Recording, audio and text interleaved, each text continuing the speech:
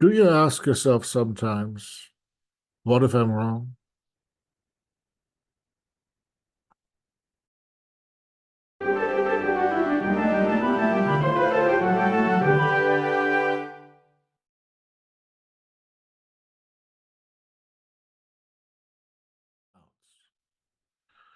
I ask myself, what if I'm wrong? I do that typically every day. Doesn't mean that I think I am, but I do ask myself, and I do have doubts, and I ask whether I'm correct in my assumptions or observations. Am I reading or watching the correct sources? Am I consuming information as broadly as possible? Am I hearing from as many sources as possible? Are these sources legitimate? Do even illegitimate sources tell me something? So I've been developing maybe some strange news consumption habits. I read things that many people probably wouldn't want to read, but I'm not only curious, I'm also sincere, I hope, in questioning whether I'm wrong sometimes. Because only if I take that possibility into account can I truly claim to be interested in the truth. I'm a human being. I'm not omniscient. I cannot claim to be omniscient. So as soon as I accept it for myself, I accept that I can be wrong. So this isn't just about questioning whether I'm right or wrong. It's about adopting a mindset. It's the mindset that you have to have when you believe in science, when you believe in democracy. Because democracy only works if we assume that we could be wrong. That's the whole point of the system, that if we believe deeply that we and our side, whatever that is, are always right, then why have democracy? If I know what's right, if I know what the right thing to do is, then there's no point to democracy, is there? There's only a point to democracy if I can accept that other people that I may not agree with could be right. And sometimes it's not a question of absolute right and absolute wrong. It's a question of maybe right on this point, wrong on other points. Some people may be right on this, wrong on that. So can I. But only if I accept that for myself, if I accept that proposition that I could be wrong, am I really prepared to listen? Only then am I really prepared to be governed by people that I don't agree with. Because I have to accept the possibility that other people's standpoints are as valid as mine and that they might be right. Also, what comes with that is people don't really belong to groups as much we think so. We're not typically completely part of a team.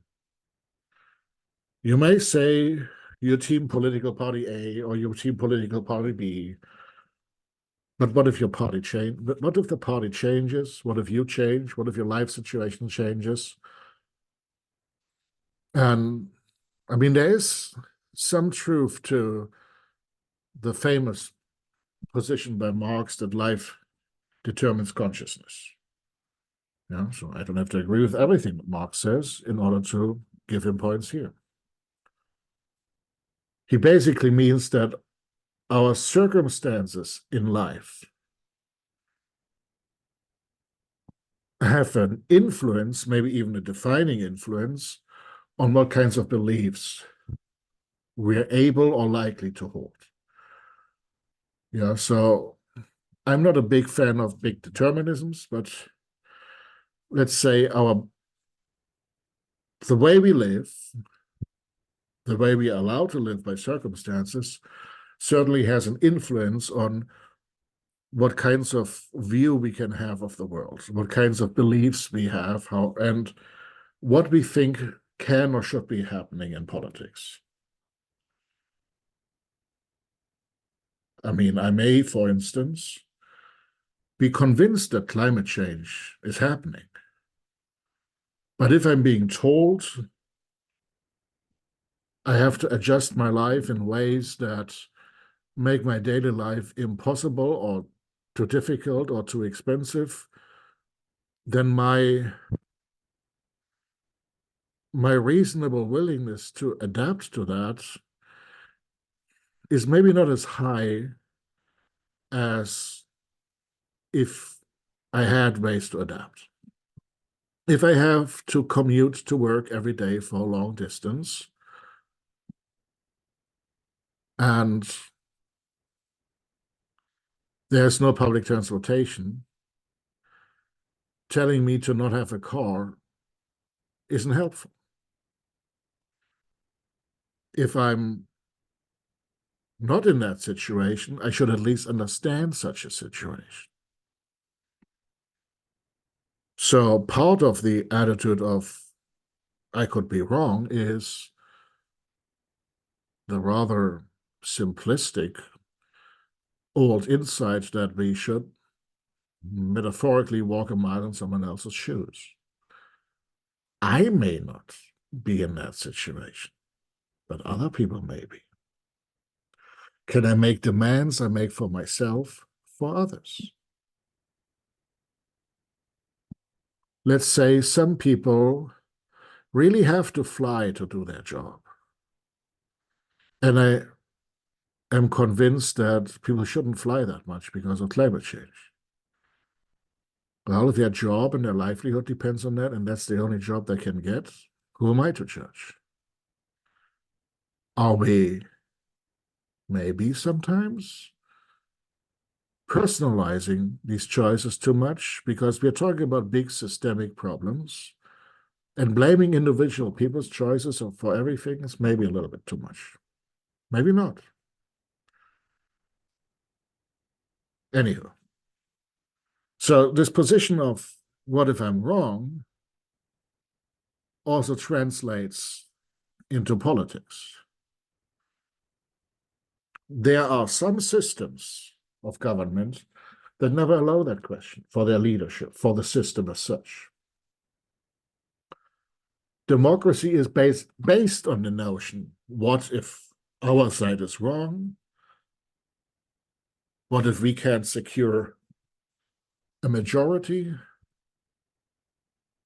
What if the other side may be right? And what if the other side gets into power? Do we insist on them being in power illegitimately because we're right, they're wrong, and they should never be in power?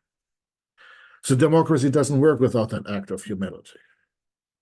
Democracy doesn't work with this kind of messianic idea that, I'm always right, I should always be in power, and the other people are always illegitimate because they basically shouldn't even be in government.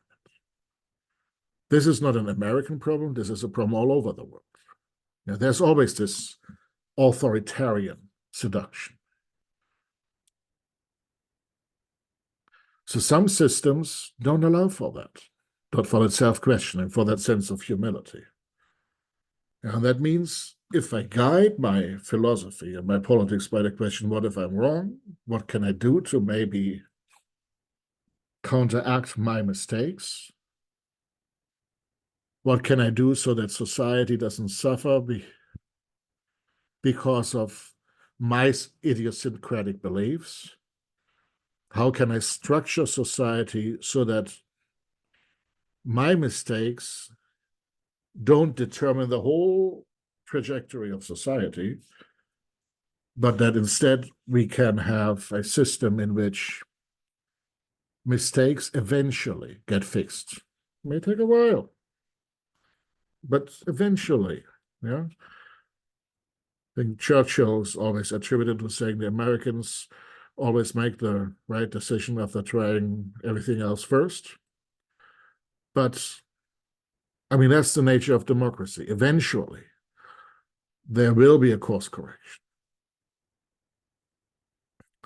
There can also be a course correction from the course correction. Yeah, but it's that principle.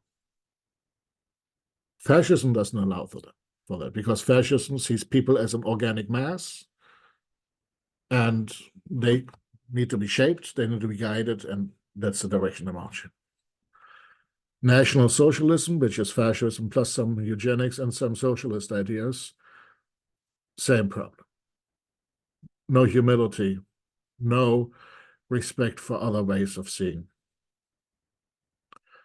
Communism, or as it's been called in real life, socialism, which is something else than what Americans oftentimes think of as socialism. They mainly mean social democracy, but in East Germany, I grew up under the system that called itself socialism. You can call that communism, you can call that whatever, but it's the belief that also people are a mass, people are not individuals. They should be shaped into the new man. They should take their cues from community and not from themselves. Yeah, that system also, no humility. Yeah, so unironically, the Socialist Unity Party in East Germany had this song, Die Partei, die hat immer recht. The party is always right. It sounds like someone made this up, but that actually was meant seriously. Purist religious communities, also, no sense of doubt, oftentimes. Yeah, my idea of religion is based on the idea of humility.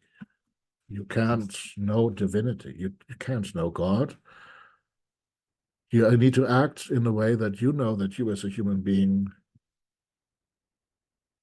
maybe has their own perspectives, but we can't know everything. So we shouldn't judge too much on others. But that's a different idea of religion than fundamentalist communities have. Accelerationism, a new movement that believes that somehow we should don't look at individual human beings or even individual cultures, but just look at what humanity can eventually hand over to artificial life. Not really a philosophy that enables individual human beings in their dignity to exist. Mob rule, something that democracy can descend into, is the very opposite of what democracy wants to be. It's the strict rule of the majority, and the majority will not have any humility. We see the determination to be right also in monarchies or oligarchies, in which established authorities always dominate the people. There's also a strange thing as extreme libertarianism, where your own needs override any community or the state. That's also very solipsistic. So basically any system that refuses to cede to the idea that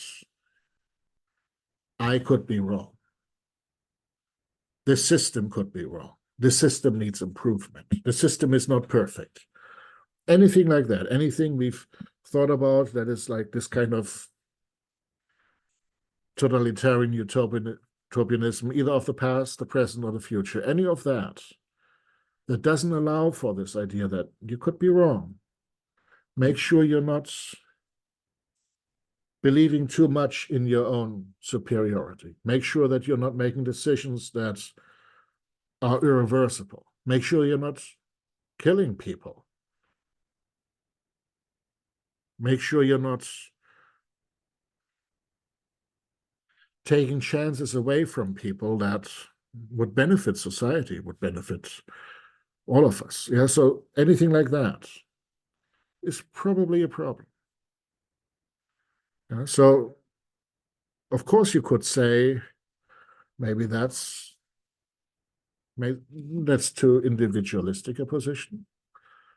Maybe it's too Pollyannish. Maybe it's too ignorant. And if you have real problems and if you know the solution, you shouldn't question yourself. But, too many times we've seen that those with the strongest of convictions, they may be right sometime. But if they hold on to that for too long, things go downhill. So, okay. Thanks for listening to me. This is Erratic Attempts. I'm Dr. Philip Kneiss. I don't always post as regularly as I would like to. I don't want to waste your time. You can also read on the blog if I'm getting a little confused here in extemporaneously speaking, but thanks for listening and see you soon.